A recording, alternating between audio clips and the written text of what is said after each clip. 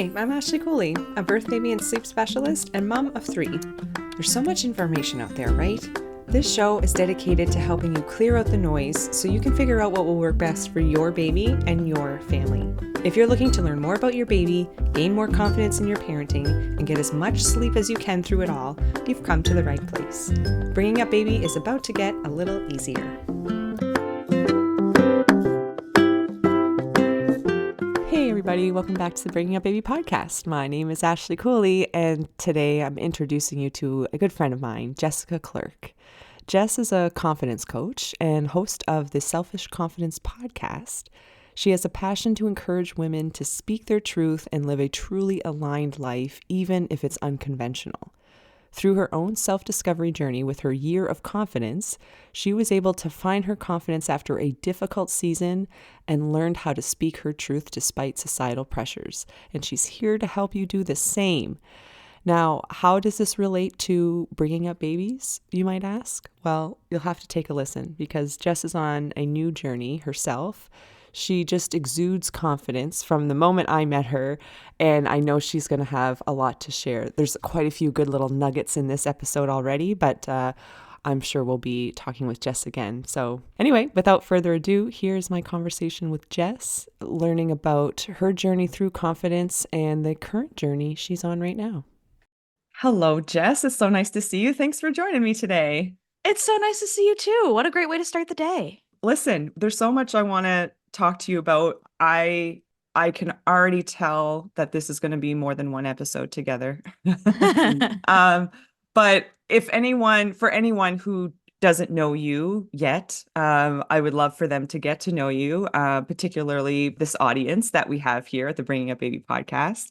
So I'm wondering if you can first start sharing your story with us, like how you became a confidence coach and where that all came from, and how do you use that in your day-to-day or in your work? Yeah. I think what's really cool is that you say that I like exude confidence, which is just like a joke to me because I'm like, ha ha ha ha, ha, gotcha. But not actually because I'm very transparent in sharing that like I'm on this journey of figuring out my confidence all the time. Like I'm always figuring it out. And that's what took me on this path in the journey. And I think that's why people connect with it because I'm not going to come up here and be like, like Kim Kardashian with a nice big butt and a great outfit and be like, hey, I got confidence. Like, it's not about faking it. It's just about being me. And that's been the journey this whole time. So essentially, I made up becoming a confidence coach. Like, let's be real here. That's not a thing, but it's a thing that so many of us needed. And I was living away with my husband. So my husband works in construction.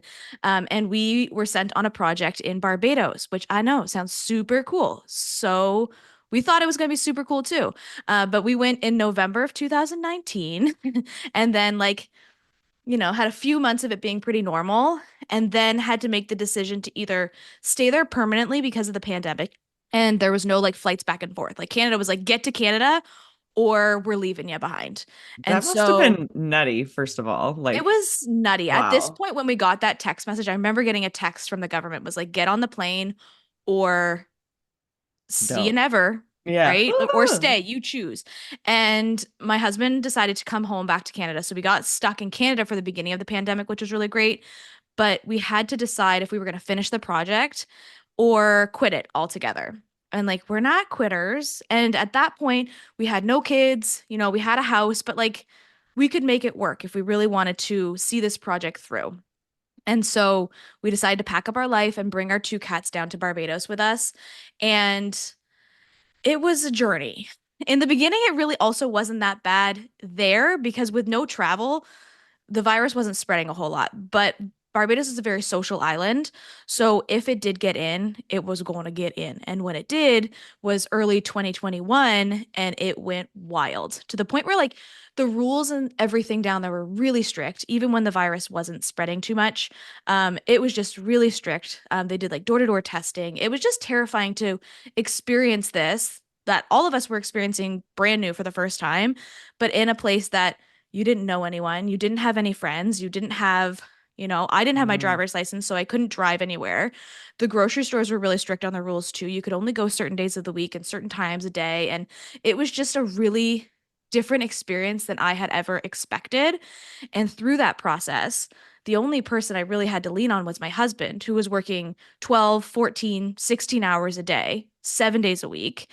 And so I was just alone. And I was so alone that I ended up getting a puppy, which is really great. She's wonderful. But I was so alone that I just started to lose myself bit by bit to the point where I'd be Mm, crying on the kitchen floor. Oh, I could even feel it thinking about it. Crying on the kitchen floor to the second that my husband pulled in the driveway. I didn't want him to know.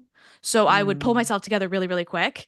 And because he had no say in this either, it wasn't his fault for us being there, but it was just a really difficult and lonely journey. And yeah. I thought, you know what? When I get back home to Canada, I am going to have my life again. I'm going to have my friends again. I'm going to have my car again. I'm going to have my money again. I'll have my business again. Everything's going to be so great.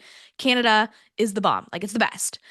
And then I got back to Canada and it was not that feeling, right? Because I realized it wasn't necessarily where I was, it was the new version of myself I didn't know anymore, right? We all became Mm, these new versions of ourselves in that season, and I just didn't know who I was anymore.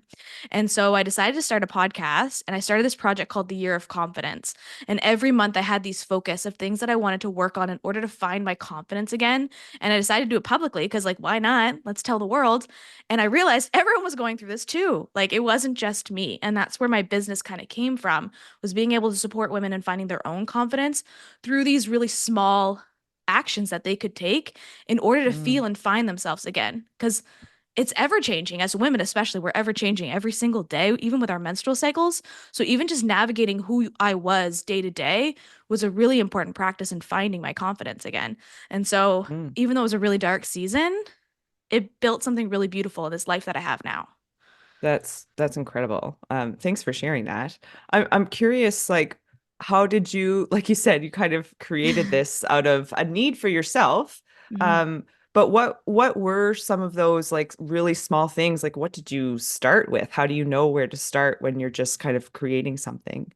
Yeah, so I had a background in like marketing and business and personal development was really a big focus of mine. So when I started this project, I was like, okay, what are the things that I know have worked for me in the past and how can I bring some of those things back? So really simply, moving my body was a big one. Actually, it was like one of the only things I had a lot of time for in Barbados. I just worked out a lot. Mm, But also making sure that I was getting in growth-minded things. So like podcasts and books or and finding the ones that resonated for me. I also cut out alcohol for a really long time. I was like, that was one that I just knew wasn't serving me. And sometimes when you live in the Caribbean, it feels like you're on a vacation all the time, right? Because it's hot and you're like, I like to mm, drink. And I just needed to cut it out entirely. So it was about trying different things. Yeah, moving my body, meditating, being with myself was a big one because, again, becoming a whole new person. I was about to discover a new person, and that takes time being alone and time to just sit with yourself. And like, you don't even have to be that person who's like meditating like that, but like just sitting mm, with yourself for a while mm. because things are going to start to pop in your head that normally you never have time to hear and feel. So just like little things like that. And I built a course that helps people to do this, but it's all about you finding the things that work for you because what works for Ashley is going to be different than what works for Jess. So it's important that you try things to figure out what builds your confidence. And so I imagine that you help people sort of figure out what might work for them based on your experience. Yeah. Yeah, like I love to be in the woods and touch trees. Not everybody loves that. Yeah. So, It's true. so if I were to be like, "Oh, you're gonna get confidence by walking in the woods and touching some trees," people would be like, mm, "This girl's No, crazy." no, maybe not. Yeah. Yeah, I appreciate that though. But I love that you did that. So you went back, and that's where the podcast came from, right? And so you're Mhm. talking about your year of confidence through your podcast, sharing these stories, reaching people. And so I'm curious now because I know you're on a bit of a new journey. And if you don't mind sharing a bit of your journey now and how you're finding this time going for you. Yeah, well, fun fact coming on the Birth Baby Sleep podcast is just kind of like, or bringing a baby podcast is like so just hilarious to me because I never wanted kids. Never wanted kids. And my husband and I, we just kind of decided, especially through this process and this journey that I've been on, that we were just good. We were happy to be just the two of us. And he's really great. So, you know what, a life with him would be pretty awesome, just the two of us. So it's really Aw, not that's that nice. bad. But last year I spoke at an event, and when I was there, this is an event in front of like 500 to 800 women. It was massive. And I remember getting up on stage, and I was chosen because I was child free by choice and wanted to be an example for women. As someone who never wanted kids. And I think that there needed to be more examples of that. And I did this speech at this event, and something didn't feel right. And I walked off that stage and I was like, huh, shit. Like literally while you're doing the speech, It wasn't something's really not connecting. it wasn't really during. It might have been like in the weeks following, but something didn't feel 100%. And that was really eye-opening to me, because we had been so certain for so long to the point where like my husband was ready. Like he was booked for his vasectomy in a couple weeks. Like we were good. And I remember coming home one day and being like, Glenn, I don't know if we're doing the right thing. And he was just like, WTF, girl, you convinced me. And I was like, yeah, I know. And He was probably so like, where the hell did this come from? it's like, what? And it took us some time of really discussing it for at least 6+ months. So we pushed off the appointment and just spent some time really sitting with ourselves and getting confident with the decision that we wanted. Whether it was one way or the other, we knew we'd be happy either way. But it took us a while to figure out that we actually did want to start a family.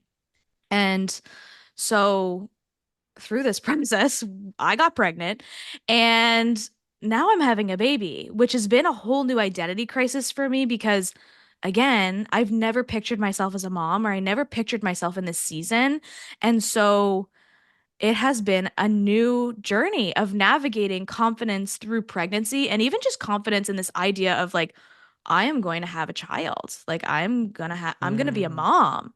And that has been one for me that has been really surprising, especially in these last couple weeks where I've had more time to think about it. Like I think that's probably the hardest piece, is just like visualizing, even though I know it's meant for us, visualizing this journey of where it's going when it's something I never even imagined we'd do.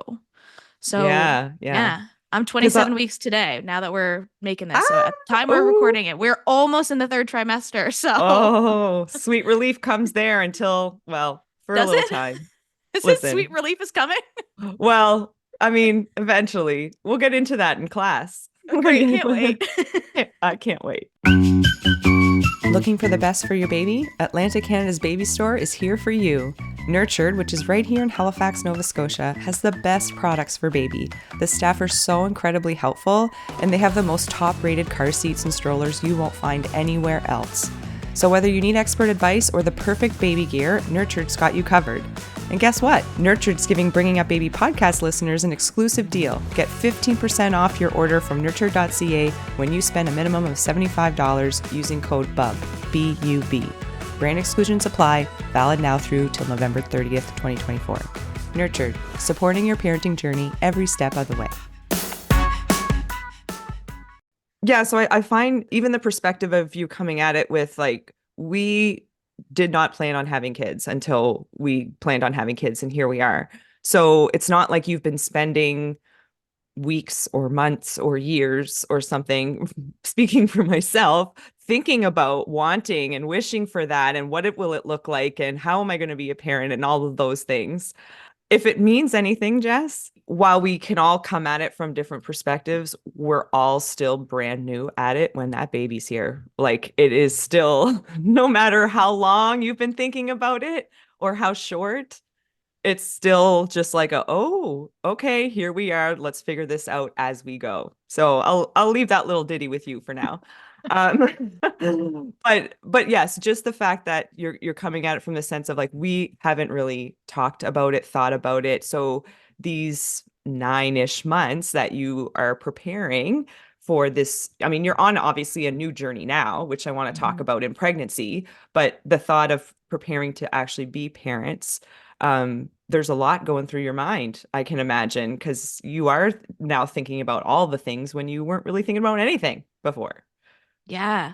And it really has been that identity piece. And a lot of work that I do is trying to get people away from that identity piece. Like when we identify with just mom, right? Or we identify with Yeah. manager or CEO Mm. or whatever it is, that is when confidence can get really uncomfortable because if it's all tied up, your self-worth is all tied up in one title, it really can't spread anymore. And it has nothing to do with you. It just has to do with that title. So if your only confidence comes from being a mom, then who's Jess? Who am I? Who's Ashley, right? Like we can't figure that out if everything's tied up into one thing. And I think I'm doing it backwards now because I'm like, oh crap, like I have all these other things and now I'm gonna become a mom. Like what is happening? So it's just been like a really interesting dynamic of like figuring this out, which I'm so grateful to do because it's been relatable to a lot of people. So it's been able to be like I can connect with so many people. And I always have questions because I'm like, well, tell me what it was like for you. So there's just it's like I'm in a new club. It's kind of cool. You kind of are in a new club. Yeah, it's been kind of fun to just There- like figure that out and like have new conversations with people from yeah. a different perspective that I never thought I'd have. Right, because relating in this sense is really powerful. I mean, in anything that you're doing. And I think you could have related and helped, and you do help people regardless of where they're at, if they're pregnant or not. Hmm. Confidence is confidence. We all could use some and can learn a bit about it.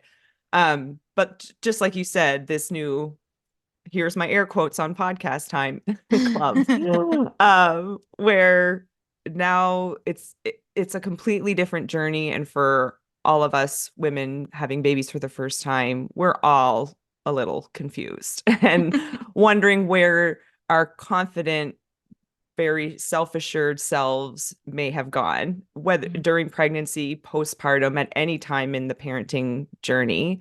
So would you mind speaking to just how you've been finding your pregnancy so far and what has that journey been like in terms of your own self-confidence? Yeah, pregnancy has been a wild ride. And again, I'm only at the end of my second trimester, so I still have 3 months to go, which always blows my mind. Even last night, I was like, I will check back in again, don't worry. yeah, okay, thank you. Because I was just looking, like asking Glenn last night, I was like, dude, like I am feeling big, okay? And he's like, you are. And I said, thanks, honey, so much. He's not, he hasn't caught that one yet. But I was like, how are we going to go 3 more months? Like, how? And it's been such this journey of like, for so long, I wasn't really showing. Again, first pregnancy, I don't think you typically show for a while, but I was barfing. Okay. So if you're listening to this and you have nausea, I'm sending you a big hug because for the first 21 weeks, I was really, really sick. And then for Mm, like the first 8, you're not really telling anyone. And for some people, even longer than that. I kept it off of social media longer than that, but I did tell my family pretty early. But like it's a very lonely road. And I didn't realize how lonely it was until I experienced it, where you're just like, you were at your for me personally, I don't want to scare anyone, but most people who are listening to this are probably already pregnant, so or have their babies. But hmm it was a journey of just like being at my worst and not really having anyone to tell or to talk to about it because again, it's so early, so you don't want to tell people. So it was so interesting to learn about the loneliness of motherhood early. And then after mm, people knew about it, the changes in my body were really different. So again, I do this work all the time. I have done a lot of work when it comes to self-confidence, physical, mental, all of those pieces, right? But this was something new. And this was, I think, when you reached out to me, Ashley, was not that long ago. I went to a bachelorette. And it was a pretty low-key bachelorette. We were just doing dinner and some drinks. Obviously, I wasn't drinking, guys, but like, a nice night out. And I was really struggling to find something to wear. And I was just like, mm, nothing fits. Everything doesn't feel like mm, me. If I'm gonna go out with the girls, like I want to feel like myself. I want to wear my clothes, and just nothing felt right. And so you kind of had to settle for something that was okay. And that energy comes off, right? Like you're just like, I'm just okay in this outfit. I'm just okay in this pregnancy. And that's just not how I like to show up. But it was really interesting to try to dress myself as I was finally getting bigger and to realize, like, oh, like it's different. This is different. Dressing your mm, body and finding, who you are in this season as you're growing a human was really different. And so that mm. was an interesting experience. Oh my gosh, Jess, I feel like so many people can relate to that because at some point in the journey, something's not going to fit. And Yeah. you may or may not have the right size for you now. But there's also just in this town that we're in, I know we have Amazon and whatnot, but like it's really hard. Isn't it hard to find good maternity clothes that like you Yes. would make you feel good? It's Yes, because hard. I don't know if there's any places in person. And again, correct me if I'm wrong, Ashley, you might know, but like, where do you go? And like, you have to order everything online. So then you order it online and then it comes in and you're Mhm. just like, I look like a garbage bag. Right. Is Um, this a moo-moo? I'm quite So comfortable, but I look like a garbage bag. there used to be a couple stores in person, but COVID. We could use a little help over here in Halifax with Yeah, the we with could. with some support on some nice clothing to help us feel a little bit better about ourselves while we're pregnant. Okay, I said it. Yeah, it's Um, 100% because that's one thing I've noticed too. It's like you can't even go in and try on jeans somewhere because jeans. you Yeah. can't, there's nowhere to go. So you're just No. like, What do I get? What do I do?" So that's been, yeah, it's been interesting. Hmm. Well, I mean, thank you for sharing that again, because the changing body, however it changes, whenever it changes, if you're not feeling well, if you're wearing something like the confidence can go in lots of places. How you're feeling physically in your pregnancy, how you're feeling emotionally, because hormones and just all kinds of things can be playing a factor. So, all the more reason to, and maybe you agree to like focus on those little things. Like, do you find yourself now that you're pregnant and this is your first time being pregnant, um, going back to those kind of basics again to get that confidence back? Is that kind of how you find your journey goes? Yeah, 100%. And especially now, as like, again, we have 3 months left in this pregnancy. I am prioritizing that piece, like prioritizing those pieces of confidence because I know it is going to get shook real soon and it's going to be totally different. But if I can at least solidify a foundation in myself beforehand, um, even just enough to kind of like tide me over in those first little bits that might feel really uncomfortable, is what I'm really hoping for. And I think so many people, and again, I've never done this before, but we often focus on baby, right? Like we're focusing on getting the room ready and getting all the clothes. And I'm not really great at preparing, okay? Somebody's going to come at me for like not having a nursery ready already, okay? It's fine. The baby's going to be okay. We will love them. But the journey has been focused a lot on that piece of mental health and preparing myself and also preparing my husband because he has no idea either. So we've been having a lot of those conversations too. He's just like, I don't know, like, what am I going to do? Or what do like, what are those pieces? So just like communicating and getting strong in those foundations beforehand has been my priority over getting a nursery ready or getting a baby room ready. And I could be doing it totally wrong. I'll let you know after the baby comes. But for me, that's been really important because I want to know who I am before I step into this new season of becoming, again, a whole new freaking person. Mm-hmm. Mm-hmm. So I'm Whole a new little person. nervous. Yeah, nervous of this new person I'm going to meet again. And then again, start back at the bottom and like work my way up again through this process of confidence. Well, I've got so many resources to share, and I can't wait. And I know you're coming to our prenatal classes, and a lot Can't of the things wait. that you're talking about, we're going to get to. And that I find a lot of times those classes, they're for everybody, of course, but like partners really get so much out of it because they're not pregnant. They're not like active in this really. If I'm really if I'm really bringing But it be, down yeah. to who's cooking, they're not doing anything just yet. So they really get to learn about, okay, what's it going to be like for my partner? How can I be supportive? Where are we like, what do we need to be thinking about? I think you're going about it at the right way. We need to think more about ourselves, because the one thing your baby's going to need are healthy and happy parents. So just just the fact that you're thinking about this now and thinking about I'm going to be going through a journey. This is like really important to me. I think that's going to bring you, I'm not going to say ahead of the game. There's no race. There's no But race. Yeah. it is it you are at a, I think, a heightened sense of awareness of what maybe is to come, which is really powerful because sometimes it can shake people up a little, quite a bit. Yeah, Yeah. I'm anticipating this. And again, I'm not the first one in my friend group to have kids, and I think that that helps too. So I'm totally. anticipating kind of like the shakeup that happens. And at the prenatal class, Glenn's probably going to be the one with all the questions, and I'll be there like just be like, Hey, what's up? Thankfully My favorite, he's my very favorite is when prepared. partners ask questions. It's the I, best, he will truly. have questions probably. We were at our like OB appointment just the other day, and she was like, "Oh, are you an engineer? Do you have a lot of questions?" And I'm just like, "We're oh, you said I looked good?